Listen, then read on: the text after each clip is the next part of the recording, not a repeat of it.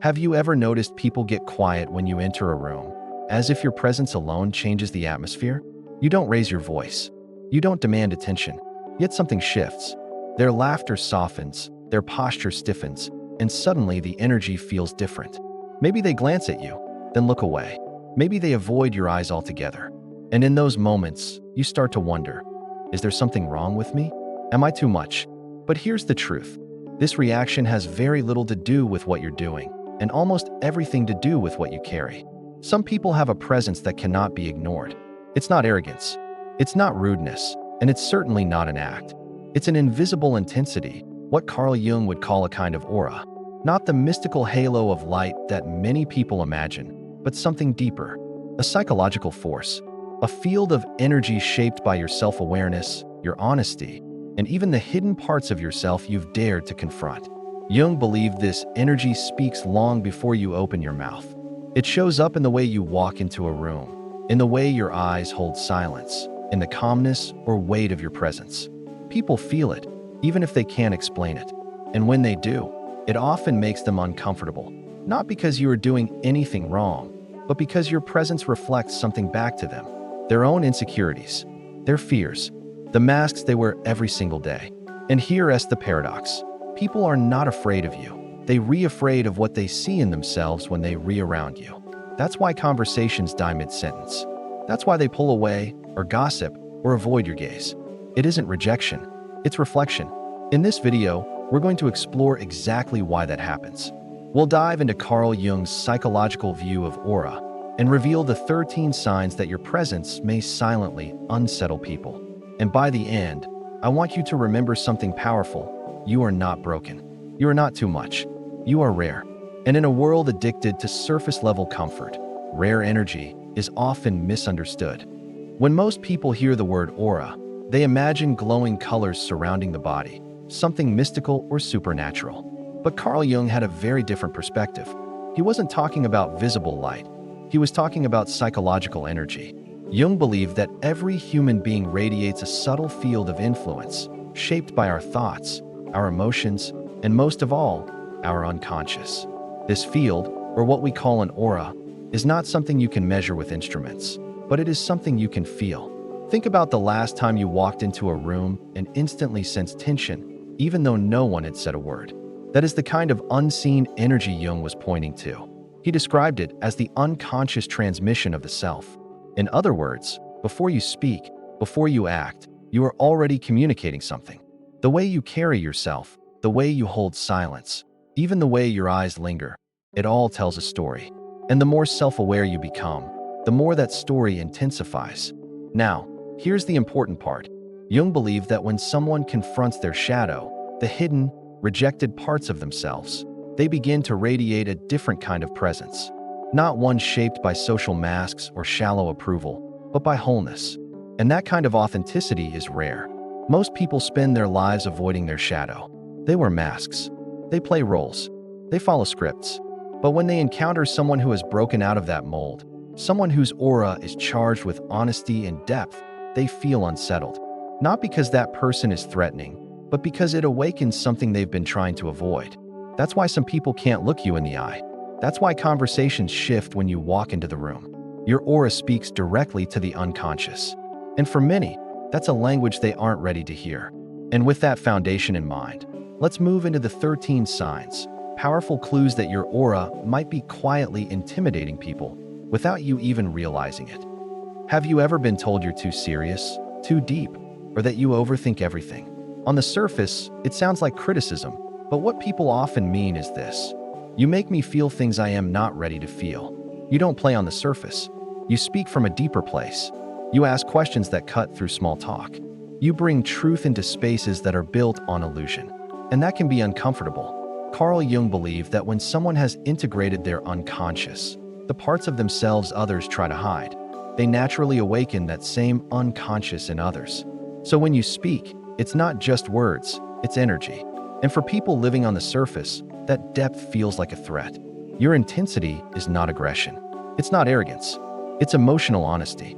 And very few people can hold it without flinching. Picture yourself at a party. People are chatting about the weather, last night's TV show, or the latest office gossip.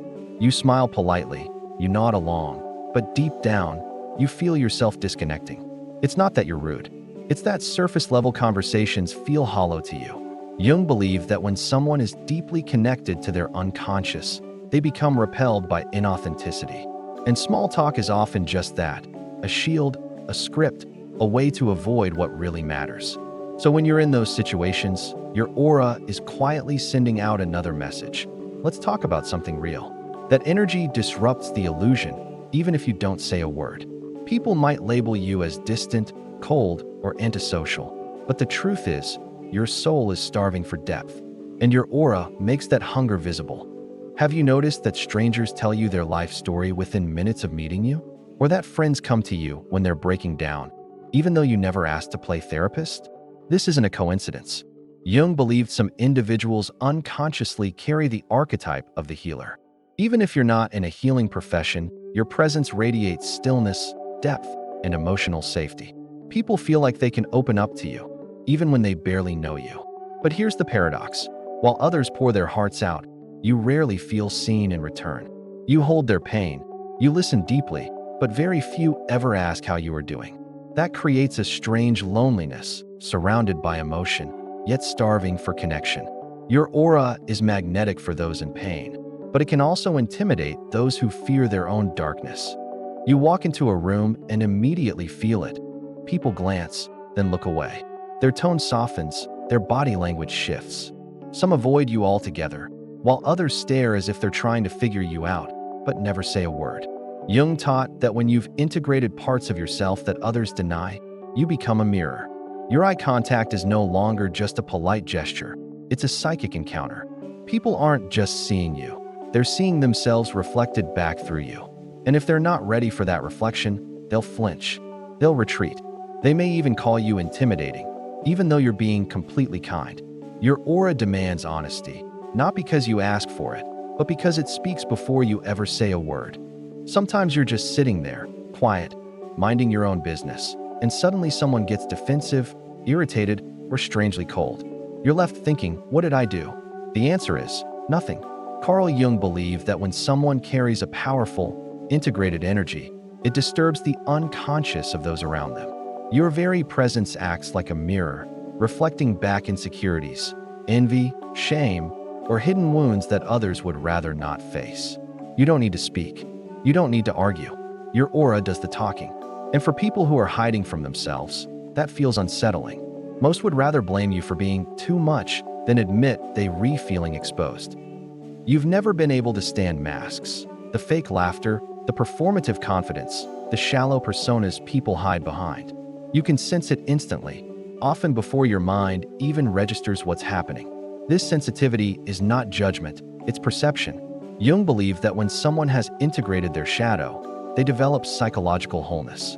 That wholeness makes it almost impossible for you to ignore fragmentation in others. So when you're around someone pretending to be who they're not, your aura sends a silent message: drop the act. I see the real you. And most people aren't ready for that. They might become nervous, defensive, or distant. They label you as intense because your energy won't allow their illusion to breathe. Have you noticed that people stumble over their words around you? They explain themselves more than necessary. They try to justify things they normally wouldn't. It's not because you're pressuring them. It's because your clarity exposes their uncertainty. Jung said that a person with deep self-awareness becomes a living contradiction to the collective. Your calmness highlights their anxiety. Your confidence highlights their self-doubt. Your authenticity reveals their masks. You don't need to debate or prove yourself. Just standing in your truth destabilizes false certainty. And in a world addicted to ego validation, that makes you quietly dangerous. You force people to think deeper, even if they don't want to. One of the strangest patterns for people with a powerful aura is this. Someone feels drawn to you, opens up deeply, and says you understand them like no one else. For a moment, it feels like a genuine connection. And then they vanish. They stop calling, stop texting, stop showing up. This emotional whiplash isn't your fault. Jung taught that when someone feels truly seen, not just flattered, but understood at their core, it awakens parts of themselves they've been avoiding. Your aura didn't hurt them, it revealed them, and that can feel terrifying. For someone who isn't ready to face their pain or trauma, the easiest option is to retreat. They'll disappear, not because you did something wrong, but because you made the connection too REA. You might notice something strange with authority figures, bosses, teachers, even dominant personalities in social groups. Around you, they sometimes stumble over their words, get defensive, or act unusually quiet. You didn't do anything. You weren't challenging them. But your energy communicates something subtle. I am not easily controlled. Jung believed that people who have integrated their inner power radiate a quiet sovereignty. It doesn't scream. It doesn't posture. It simply exists. And that kind of presence threatens those who rely on status or control to maintain authority. Some will respect you deeply. Others will resent you quietly. But either way, they know they can't dominate you. You walk into relationships with kindness, honesty, and no hidden agenda. But somehow, you become the villain in someone else's narrative. They twist your silence into judgment. They frame your self-respect as arrogance. They call your solitude rejection. This is projection. Jung emphasized projection as one of the most dangerous blind spots in human psychology. People unconsciously throw their own flaws, fears, or insecurities onto others. And people with strong auras become the perfect screen for these projections. Why? Because your presence reflects what they've been running from. You didn't become the villain. They needed you to play that role so they could avoid seeing their own shadow. In the most ordinary places, grocery stores, airports, waiting rooms, strangers may approach you and suddenly share something personal. They say, "I don't know why I'm telling you this." This isn't charisma. It isn't charm. Jung described it as numinous energy, the soul's gravity. People feel it. They don't have the words for it, but they sense safety, depth, even something sacred. Your aura works like a quiet lighthouse. You don't seek attention, but those who are lost, hurting, or searching often feel pulled toward you. They don't always know why, but their unconscious recognizes the presence of truth. You walk into a room, and within seconds, you can feel it. The tension between people, the resentment hidden behind polite smiles, the masks everyone is wearing. To others, it seems like you have a sixth sense, but Jung would call it psychological intuition. It's the unconscious intelligence that operates beneath logic and language. You don't just observe energy, you absorb it. This gift is powerful, but also heavy. Because unless you protect your boundaries, you can end up carrying emotions that aren't yours. Your aura is like an antenna, always picking up signals others don't even know they're sending. Perhaps the most profound sign is this. You've always felt different, as if you were born with ancient eyes in a world obsessed with surfaces. Even in your own family or among close friends, you felt like an outsider. Jung believed that certain individuals are called toward a deeper path, the path of growth, wholeness, and transformation. These people rarely fit in because they were never meant to. Their aura carries mystery, depth, and wisdom that feels otherworldly. Some are inspired by it. Some are terrified by it. But very few can ignore it. Because when you enter a space, people can sense, consciously or not, that they are in the presence of someone who does not fully belong to this world, but was sent to change it. We live in a world that rewards conformity. Be agreeable. Be loud, but not too loud. Stay on the surface, follow the script, keep everyone comfortable. These are the unwritten rules of modern society. But when someone like you walks in, quiet, self-aware, radiating depth, you break that script. You don't play the usual games. You don't seek validation. Your aura doesn't bend to the room. It transforms it. And that creates what psychologists call emotional dissonance. People feel uncomfortable, not because you are wrong, but because they are forced to feel things they've been avoiding. It's easier for them to call you weird, intense, or too much than to admit they unsettled, because they see someone living with more clarity than they are. You are a mirror, and mirrors are not always welcome. Carl Jung devoted much of his life to what he called individuation, the process of becoming whole. This path requires facing your shadow, integrating both your light and your darkness, and stepping into your true self. It is the hardest journey a human being can take, because the ego resists at every step. The ego wants comfort. It wants control. It wants to believe, I'm fine just the way I am. And anyone who threatens that illusion will be perceived as dangerous. That is why people sometimes react so strongly to your aura. It's not because you are broken, it's because you are evolved. You are walking a path that most people are too afraid to even begin. So if you've ever felt misunderstood, rejected, or even feared. Remember this: you are not broken. You are not too much. You are rare. You feel what others avoid. You see what others ignore. You ask the questions that unsettle, not because you want conflict, but because your soul is wired for truth. And truth, in a world built on masks, is often uncomfortable. Jung once said, "The privilege of a lifetime is to become who you truly are." That privilege is not easy. It's lonely. It's misunderstood. But it is also powerful. Your aura carries the weight of your inner work. And while some will retreat, gossip, or label you, others, the ones meant for you, will feel seen, safe, and stronger in your presence. So don't dim your light to make others comfortable. Don't shrink to fit in. You are not here to be palatable. You are here to be powerful. And while some may flinch at your presence, remember, the ones who matter will recognize the truth in you. Because your aura is not just energy.